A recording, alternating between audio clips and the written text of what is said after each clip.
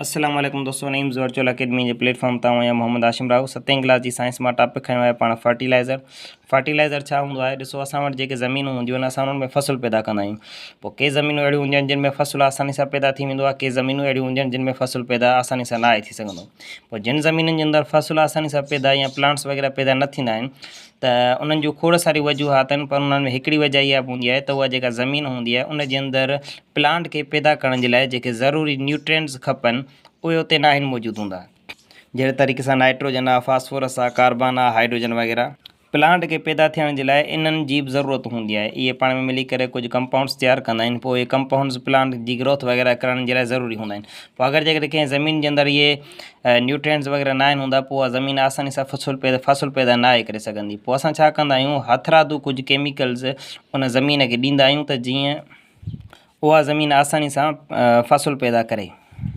त उहे जेके केमिकल्स या उहे जेके सबस्टेंट्स जेके तव्हां ज़मीन खे ॾियो पिया फ़सुलु पैदा कराइण जे लाइ, उन्हनि केमिकल्स खे असां छा चवंदा आहियूं, फर्टिलाइज़र्स। उन्हनि खे छा चवंदा आहियूं, फर्टिलाइज़र्स ईअं सम्झो हिकिड़े क़िस्म जी मेडिसन आहे सॉइल जे लाइ। ज़मीन जे लाइ छा हूंदी आहे, हिकिड़े क़िस्म जी मेडिसन। पोइ अगरि जेकॾहिं ज़मीन जे अंदरि जेके खुराकी जुज़ा न आहिनि मौजूदु हूंदा, उहे उनखे इन फर्टिलाइज़र जे ज़रिए सां प्रोवाइड कंदा आहियूं।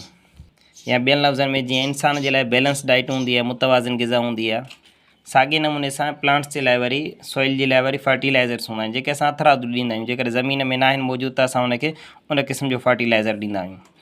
अच्छा, हाणे जेके तव्हांजा फर्टिलाइज़र्स आहिनि उहे मोस्टली 3 एलिमेंट्स जा ठहियल हूंदा आहिनि। उन में तक़रीबन कार्बन हूंदो आहे, ऑक्सीजन हूंदो आहे, हाइड्रोजन हूंदो आहे। उनखे अलावा ॿिया बि तव्हांखे फास्फोरस बि मिली सघे थो, उनखां अलावा पोटाशियम बि मिली सघे थो, ॿिया बि खोड़ सारा एलिमेंट्स मौजूदु हूंदा आहिनि हिन न्यूट्रिएंट्स जे अंदरि, पर अक्सरियत कार्बन, ऑक्सीजन ऐं हाइड्रोजन जी हूंदी आहे।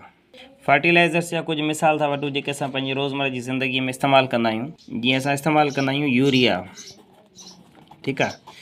यूरिया जो फार्मूलो बि यादि रखूं आहे पाण खे, CONH2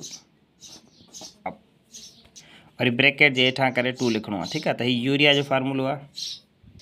अच्छा, ही ब्रैकेट जे हेठां 2 जो मतिलबु आहे यानी हिन खे तव्हां खोले 2 चक लिखी सघो था, यानी NH2 2 दफ़ा आहे। ॿियो आहे असां वटि अमोनियम नाइट्रेट,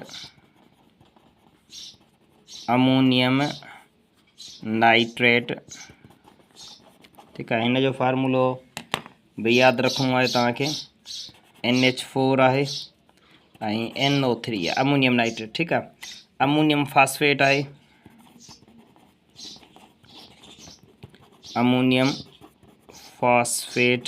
ठीकु आहे। हिन जो फार्मूलो आहे तव्हां वटि NH4 ब्रैकेट में हेठां खां 3 PO4, ठीकु आहे। या उनखां अलावा सोडियम नाइट्रेट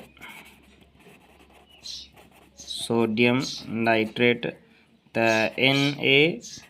NaNO3, ही थी वियो सोडियम, ही थी वियो नाइट्रेट।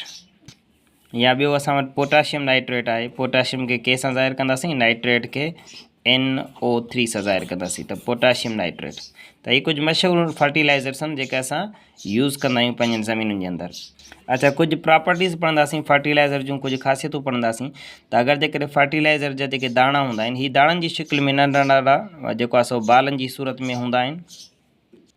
अगरि जेकॾहिं इहे जेके पार्टिकल्स आहिनि, फर्टिलाइज़र जा जेके पार्टिकल्स आहिनि, इहे साइज़ में जेकॾहिं स्मॉल हूंदा त उहे ईज़ीली डिज़ोल्व थी वेंदा। छा थी वेंदा, डिज़ोल्व पाणी में। जेकॾहिं ॾिसो फर्टिलाइज़र जो दाणो नंढो आहे त उहो पाणी में जल्दी हल थी ॻरी वेंदो, ऐं हिन जे अंदरि जेके न्यूट्रिएंट्स आहिनि उहे जल्दी ज़ियान थी वेंदा। त जल्दी न आहिनि ॾियणा। असांखे फर्टिलाइज़र जो दाणो अहिड़ो हुअणु घुरिजे जो आहिस्ते आहिस्ते थोरो थोरो करे प्लांट खे न्यूट्रिएंट्स प्रोवाइड करे, ठीकु आहे।